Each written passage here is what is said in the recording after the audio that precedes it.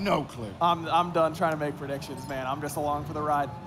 Honestly, game one, I was like, this should be NRG's. Game two, I was like, this is Trifecta's. And game three, I'm like, well, as long as we get to see the end of the game, everybody will be happy. That's for sure. 1-1. The winner of this one will move on to the semifinals tomorrow. Early on as well, it will be around, expect about 12-1 local Valencia time. And they will face off against Dignitas, who will be sat there going, okay, maybe NA do have something in their tank to show us after all. NRG bans Odin right away. Didn't wait at all, so exactly what you wanted to see. In my eyes, I felt it was the Odin. I think Naja you can work around, but it works. I think Kiki's play has been absolutely monumental. Ionic Sobek has always been solid, and we've seen that time and time again. But Kiki just insta-locking an Odin into an Osiris, like, yep, done, job done. Game two, insta-locking Odin as a first pick, without even seeing the solo lanes. Yep, job done, that's me, I'm good. Like, you have to be worried about it. I like this Morgan ban from Trifecta. Yes, they're in the first pick position. Yes, Whirlwind. Yes, Kiki can play it. But they've had so much success without it. Yep. Get that They won game one without it. Exactly. To be fair, they won game one without it. They technically won 40%, I'd say 40 minutes of game two, I meant to say, against Amorigan without Amorigan themselves. And now game three, they're going to say, you know what? We don't need it. You ain't getting it this time. It's not your way back in. Where's your new window, boys and girls? NRG, what are you going to do now? Quick soul lock-in here for Trifecta. I think that's absolutely the right call here. Whirlwind has looked very, very strong this set. First game on Soul, second game on Scylla. Soul pick here is strong, keeping it out of Yemen's hands and just securing it for Trifecta, who, remember, this could be going to Snoopy in that dual lane as well. That's true. And on top of that, NRG did ban it away in game two. They took away the Soul, so clearly NRG have identified the Soul is an issue they have to deal with. And because they've had to ban the Odin, which they think is more of an issue than the Soul, Trifecta are going to get it back for themselves once more. NRG has 2 picks here. Could be the Kepri again for Raffer. It worked out so well in that last game. It's Dimmy going back to the Osiris. So he's gotten the 2 war in 3 games. Dimmy has gotten Osiris, Bologna, and Osiris, but didn't really see a lot of success on either of the 2 previously. Yeah, not gonna lie, I mean, they're the top 2 warriors in the solo lane, and they're getting outplayed by an Odin. So far is what I've seen, at least in this set. Won't be an Odin this time. That's the next question, because I said that when Trifecta were looking like they're going to close out. Can they still play without Odin? What's the next thing for Kiki? I like this Osiris pick because, as I mentioned, the other warriors that Kiki has played, Vamana and Nike. Guardians Osiris really does well against those. Very well could be. So the Fafnir did get through, and NRG's going to be able to take it for themselves. That's a really strong first 2 picks for NRG. Sino going back to the Naja for the 3rd time in a row. Sino has been really solid on this Naja as well. Not really surprised to see him go back to it another time as we tune in with Dimmy, who's flexing his fingers on his keyboard there, ready for that Osiris game. Lots of left clicking to do, that's for sure if you're playing that god. And it is the Vamana for Kiki, and this is a good matchup for the Osiris because of that anti-heal built into the Osiris ult. Shuts down that ultimate healing from that of Vamana, but Vamana is kind of like Sun Wukong in the sense that you can clear fairly safely. You're mostly ability-based. Gladiator Shield's a great pickup on him. And you kind of just not really mess around with Osiris and do your own thing. Well, the question is what energy puts into the jungle here, because against Naja Vamana, that dual lane, you know, the start and the solo is going to be very, very impactful for them to get pressure on, or unless energy can find something stronger. I mean... Or equal. Kiki's very serious. Look at that face. I think if I'm NRG, I want Hu Yi here. That's what I think I want. I could agree with that. Give that over to, well, even Yaman could potentially take it too. But give it to Emilito or Kronos. Love it. Every time. Something late game. I was going to say, every time we've gone to counterban phase, Trifecta have immediately banned Kronos. Yep. Every time.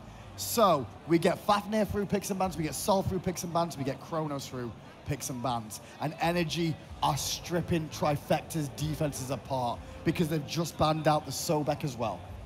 Now it's going to be could be a Camazotz ban from Trifecta. Adapting's played that the first 2 games.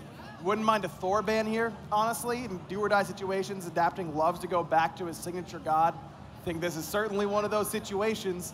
And that's the kind of god that can really start a momentum roll quickly. I do agree. I think the Thor ban could be quite wise, especially when you think about Thor against Sol. Sol has the disapparate, but if you can chain your combo like Thor can do so well, you cannot get the disapparate off even at the start because you're CC chained the whole time. Well, I love this Kronos ban to start it off because every time NRG picks Kronos, they like to pick that Kronos in the mid lane for Yemen. Could so be Neith take again. That off. Chiron too, like these are gods that we've seen Yemen Medusa in the mid lane, and this could still be mid lane Kronos as well. It still could be Neith in the No way. No way that doesn't go to Emilito, that Kronos. I just don't, you just don't see it? Would you give Scylla to anyone but MLC Stealth? I don't know. No, probably not. It's the god is he has a skin in the game. For himself. That's for true. himself. He earned a skin made for him. I'm taking that every time. Serket the ban, I love it. Now, again, I really would have liked to see Thor, but Serket would have been so good in this draft for NRG, and of course, adapting very, very comfortable on it. Smart bans out of Trifecta. The problem is you only get a couple. You only get 2 bans after the first 3 picks. That means Thor is open here for adapting if he wants it. Well, it's going to be Chiron. I suggested it could be a Chiron or a Medusa. Not seen too much Chiron as of late, but he is on the upswing all of a sudden, and that is a Yamin god if I've ever seen one. 2 guys have played it in Yemen's absence, and that, well, Ataraxia as well a little bit, but Vote and Venenu in the mid lane there for that Challenger Cup team. There he is, Vote, all excited about some Chiron recognition. On the screen. You're looking out in the crowd. Yeah, I was. Vote got excited because he heard his name on broadcast in a positive light for a change. We'll see if that continues in the next set later on, but hey, we'll move on to that later. Chiron locked in, and it's back over to Trifecta right now to see how they can close out. And can they close out this game 3? What are the choices? I mean, they could go Hu Yi for themselves again. They could go AMC if they wanted to once more. I'm trying to think of what Ionic plays here. That's my biggest thing is, what do we take for Ionic? Geb, Sobek, Terra, all banned out? Yeah, it's tough. Kepri? Could be Kepri. But Kepri's not great against I feel like we're Ganesh, maybe? That's a good point. Ganesh just seems to have disappeared all of a sudden. I feel like we're missing a really obvious one, and I'm going to be honest, I'm not even worried about it because of how long the set has gone. Ymir Rom to comfort picks. So long-time duo. Ymir here is actually pretty solid. First of all, because the wave clear is going to be pretty substantial, the gank potential is very strong, but most importantly of all, is the wall. Yep. And the wall against a Chiron and a Cronus is very, very impactful. The only thing better you could ask for there is an Odin ring, but with that being banned out, the Ymir wall is big. The bad news for Trifecta, though, is you are trying to run Ymir into Europe. Yep. And that is where Ymir came from. Like, legit, that's where Ymir came from. He was born and bred there. You're trying to take it against the world champs when Rafa basically reinvented him once again in the second world championships we ever saw. Oh, and adapting just locked in Nemesis. A god that shreds Ymir basically all game long. But is it easy game, easy life for NRG here? I don't know. I don't know. I stick by my prediction that someone's getting blown out here. And honestly, I could see this going either way. You reckon it's going to be a blowout? You reckon this is going to be like, what, 25 minutes done? Yeah, who knows, dude? I don't know. Don't pressure me. I'm tired now. It's been so... This set has gone on so long, and it's been so close. It's only set 2, by the way. We still got 2 more sets to bring you today. We're still going to have a fantastic match between Space Station and Rival, and we'll end the day with Luminosity against Obey. What an unbelievable day of SMITE it's been already. And then when you think about what could happen in those games and you think about how good the semifinals are going to be, the finals going to be a letdown, I bet you. This is gonna be fun. I'm going to have fun. Kiki is going to be playing the Vamana, as we mentioned. Let's have a little look down the rosters and see how it's going to be. Rafa going for the Bracer Undoing right at the start of the game. Interesting. So it was going for the Phantom up against Kiki in the first 2 games.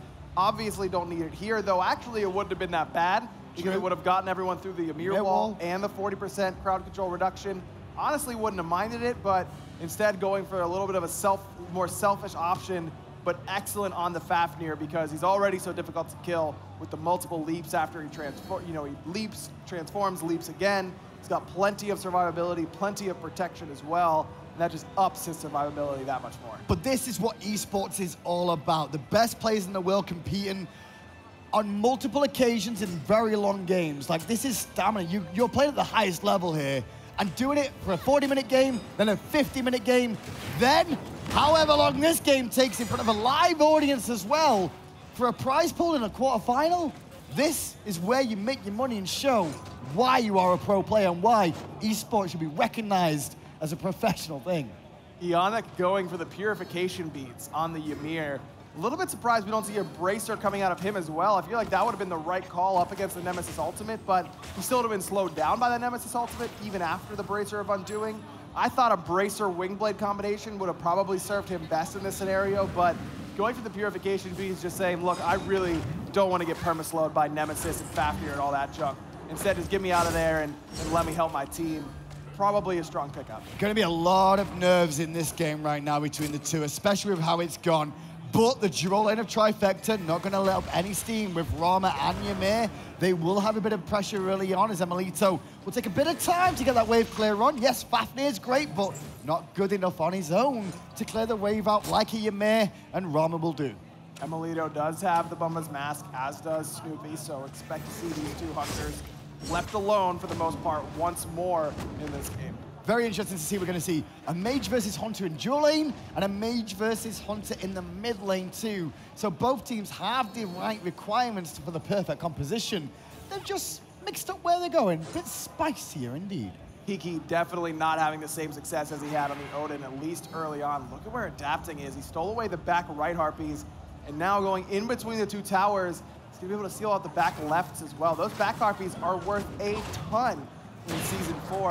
That's a big, big play there out of NRG. And that's the point, really, is they're so with more than the mid Harpies. So going for these backs, while risky, it's rewarding, and it's the risk versus reward that Adapting recognizes is very strong. It's denying Horrywind and Sinoshaw from getting to level 5 as quick, so they have to soak more experience. And it's also meaning himself and Yamin are getting a bit of a lead because they're not having to share camps as much. But I was just about to say, Yamin's able to solo those waves in mid. You got that one.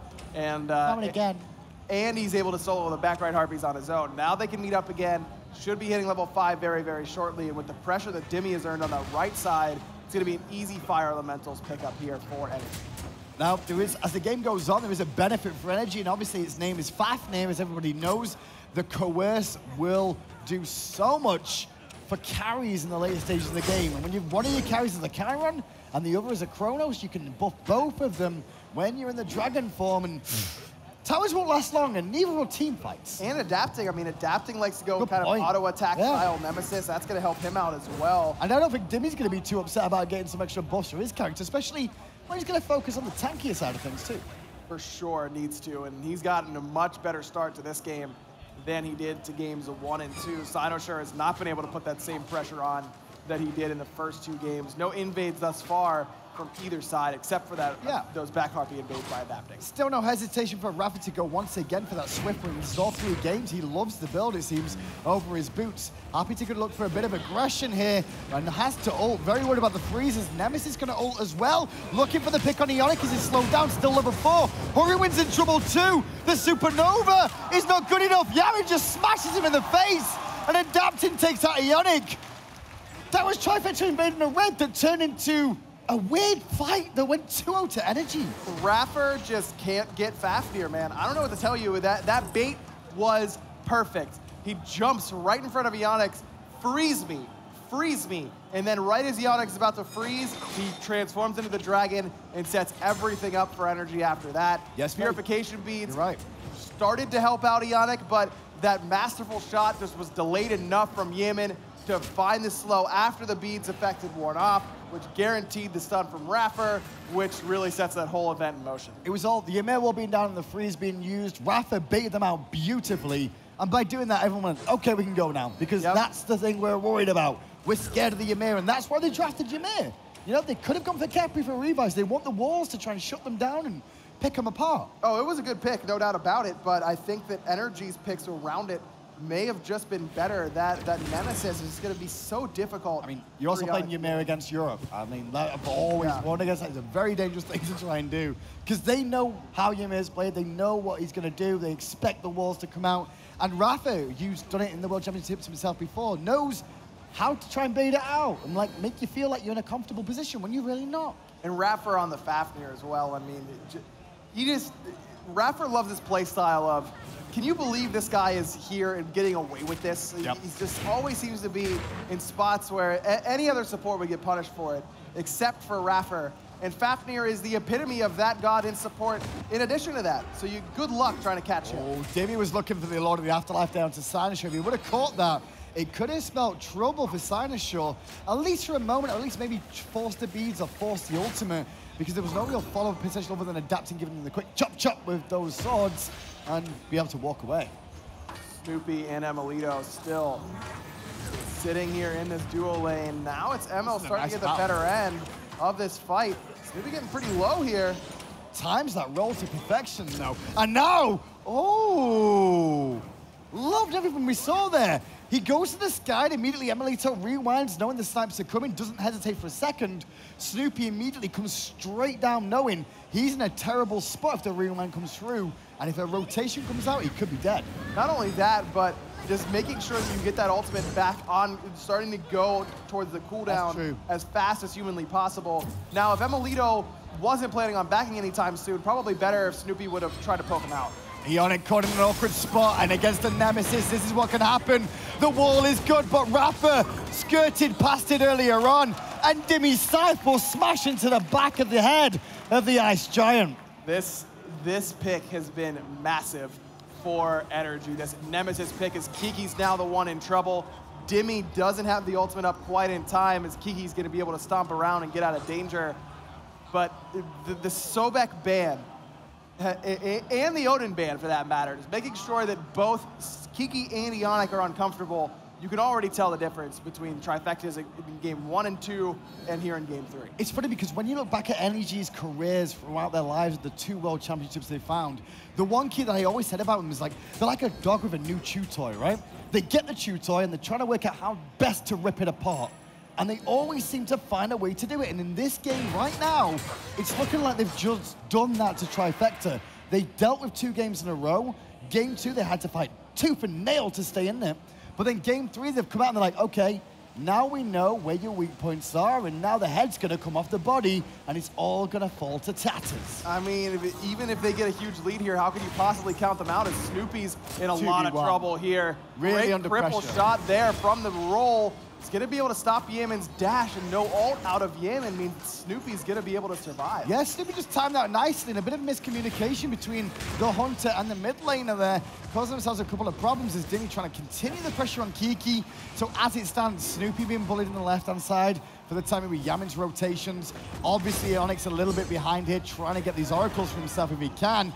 He's being focused down, his energy will get those oracles. And on the right-hand side, Vamana in a negative matchup, which is always going to be negative, to allowing Dimi to control the pace of the lane for now. Not only is Ionic behind, but so is Heroin, just now hitting level 9, and Yemen's been at level 10 for a little bit now. I mean, this is difficult waters for Trifecta. It's almost hard to watch at the moment, because it's still early game, but you can almost feel it, you know? I think everyone in the crowd can feel it too, where it's just like this trickle, the fans at home, it's like, okay, can they get themselves back in one more time? They did it in game 1. It's true, they did it in game 1. But look at all the neutral camps. They've all been contested, and they've all gone NRG's way. And as a player, that can start to get into your head, especially after a game like you just had, where things were all you, and then you kind of squandered that lead. All of a sudden, you start getting frustrated because, oh, we lost another mid camp that was a coin flip.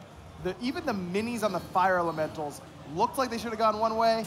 That was a Trifecta, and instead they went NRG's way. And the best news about this is this game could go on for a long time still. With the sort of squads we've got in this game as well, in terms of the picks, it is focused towards the late game once again, with the likes of Kronos as well as the Nemesis. And across the way, same sort of thing with Snoopy, Horrorwind, happy to go into the later stages.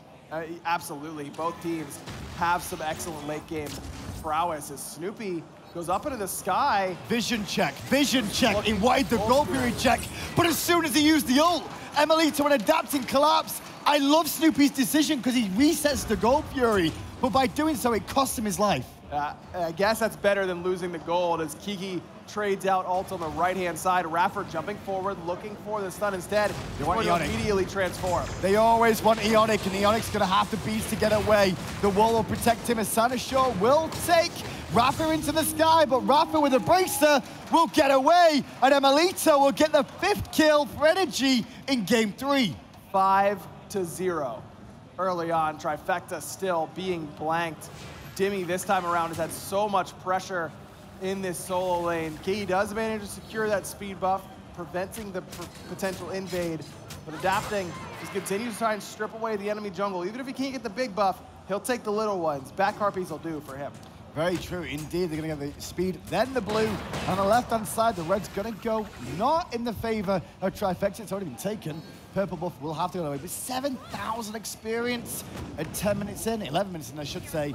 It's a lot of experience that aggro, and we're not even talking about the gold just yet. No, and the gold isn't that much better than that. I mean, we're talking 3,000 gold in 11 minutes.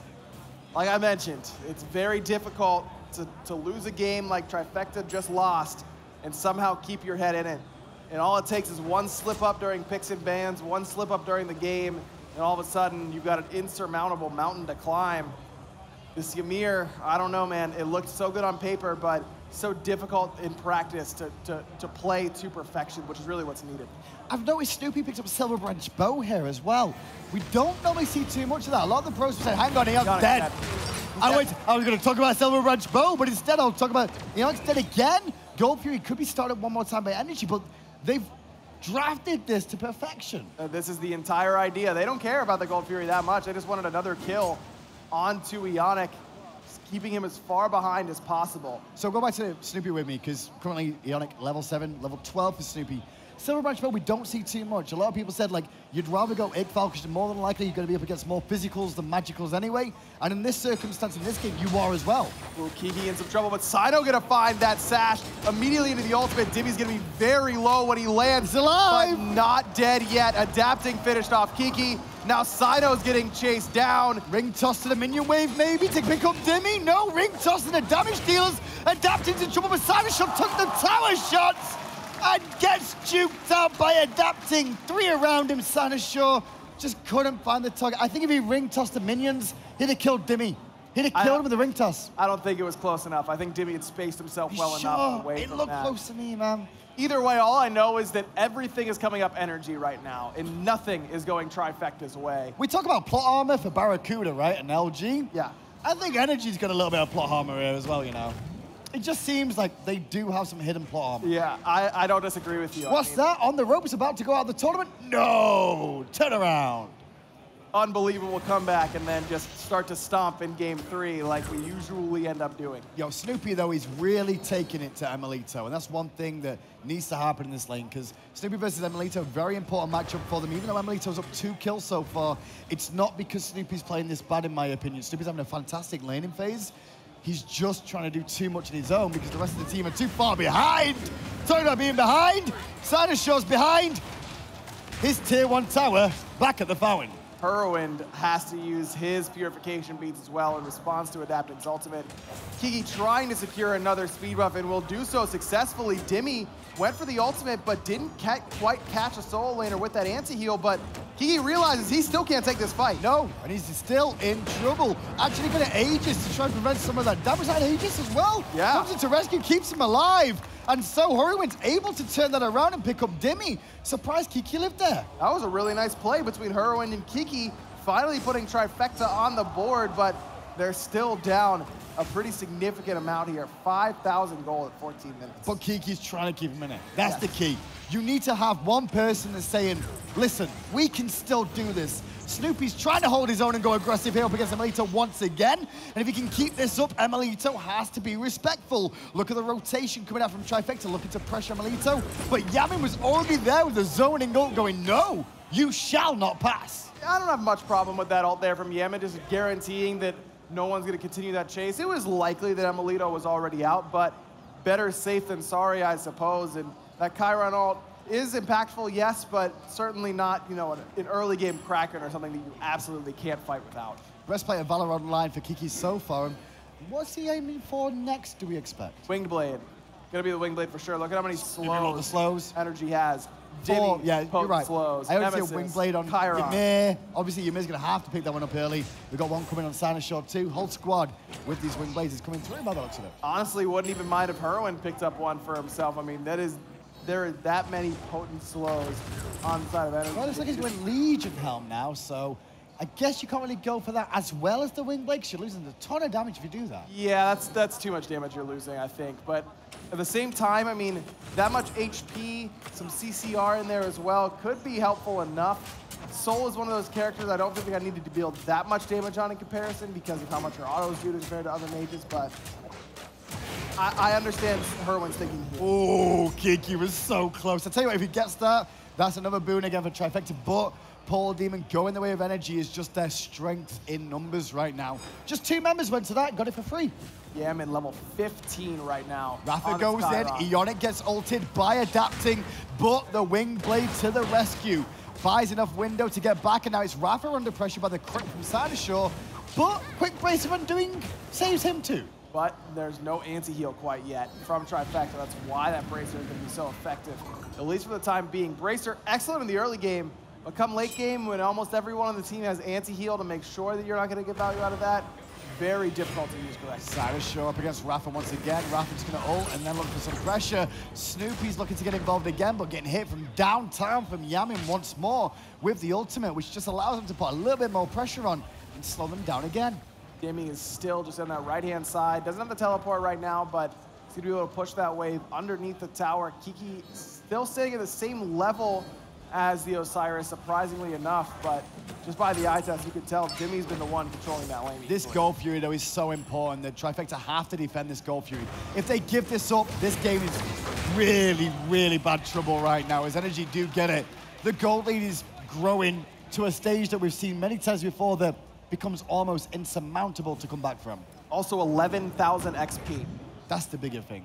I mean, this is a steep ramp so far from these graphs. It's a mountain to climb back up is what we're basically trying to get across here, because Trifecta are going to have to hold on. They're going to have to hope for Snoopy and Kiki. Snoopy's trying to box a 2-level lead on Emelito, but Emelito's low on mana here. Snoopy's still losing that trade, rolls away, avoids a lot of the damage. His mid lane Horwin stunned in place. Adapting has a 4-level lead on Sinosure.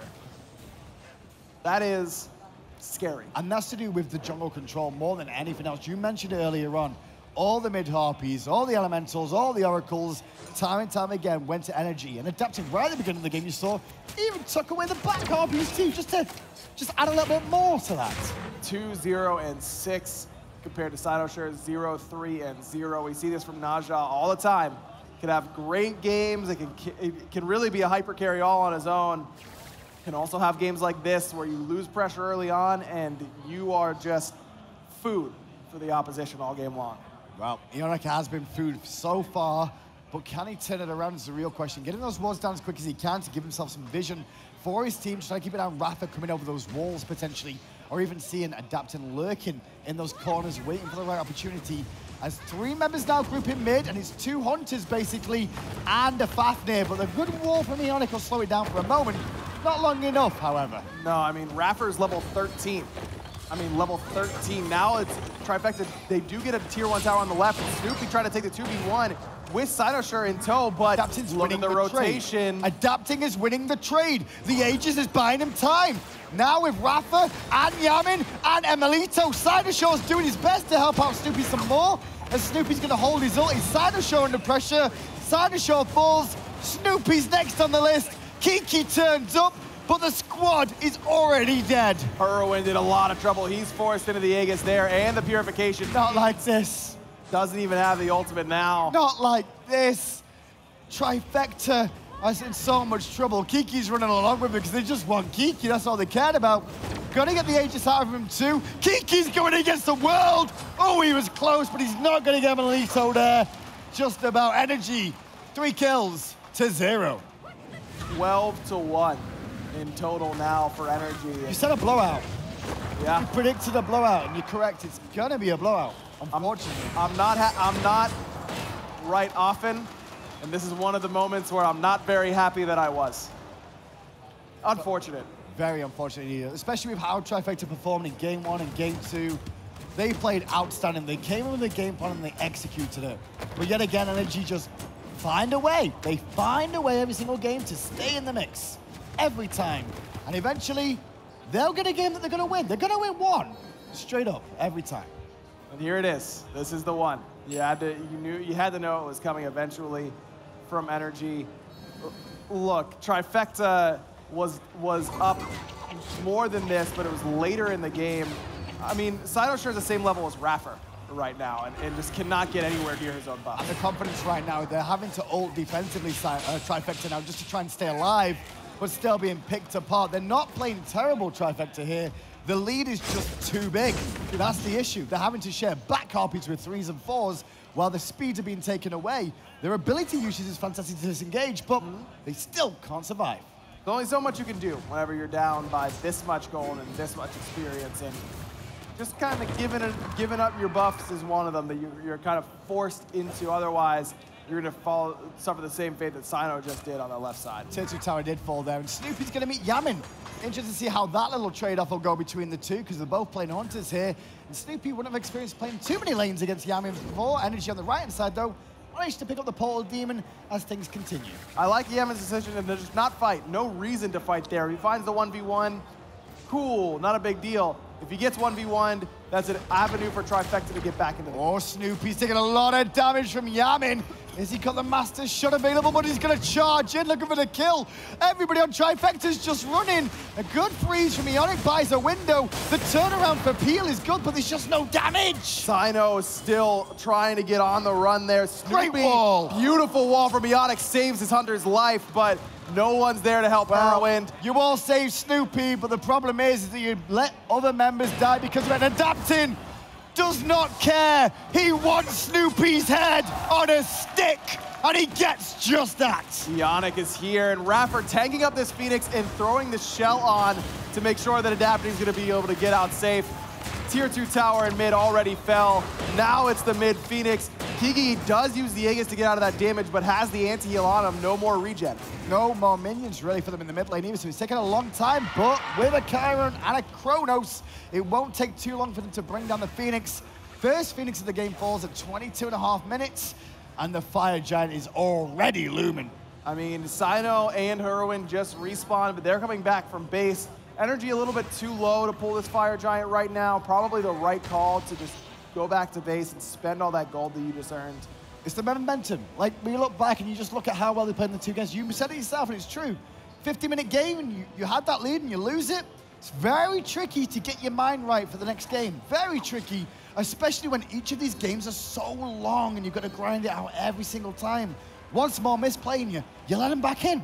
And NRG's the type of team that knows that it's very hard to get your mind right, and they're gonna prey on you. Sideshow blinks in, ults, misses completely, but at least he's trying to make a play. Adapting will credit with his life. Whirlwind diving in 2. This is Trifecta just making a last stand of like, you know what? We know we're in a bad shape, but we don't do something, it's just gonna slowly, methodically end anyway. I respect it. I do. Make a play. Yeah, gotta go. It's a crazy play, it's out there, but at least it's a play. At least it was an attempt. There was an attempt.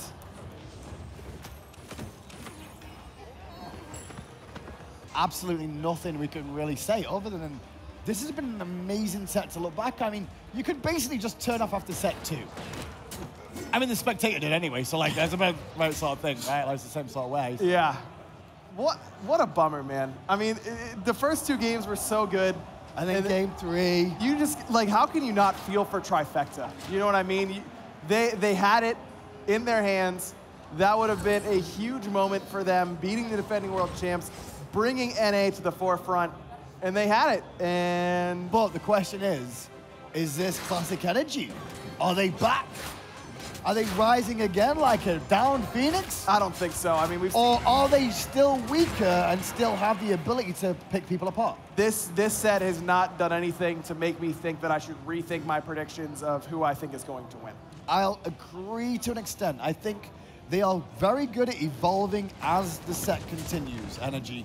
So they still show they have that. In this set specifically, they picked them apart in picks and bans. Yep. They demoralized them in game 2 by taking that victory away from them. And then picks and bans, they just destroyed them. Yep. And that's why Trifecta are on the verge of going out when they could have been going to the semifinals earlier on. Woulda, shoulda, coulda, not picked Ymir. Emilito gonna find another kill. Sinosure is gonna find that ultimate as Adapting chases down Snoopy. Herwin just trying to get into his own fountain, but NRG just diving the Titan. Closing in for the win now as Dimmy picks up 1. The Phoenix on the left will fall to follow the one that in the middle already did. Trifecta, this is not worthy for them to go out like this because it's brutal. 23-1 is very, very rough indeed. Sinosure and the rest of the squad just not able to pull off the upset. Yaman finds another kill, and that's gonna be it. 24-1, NRG somehow, some way, return from the brink and emerge victorious. It's plot armor.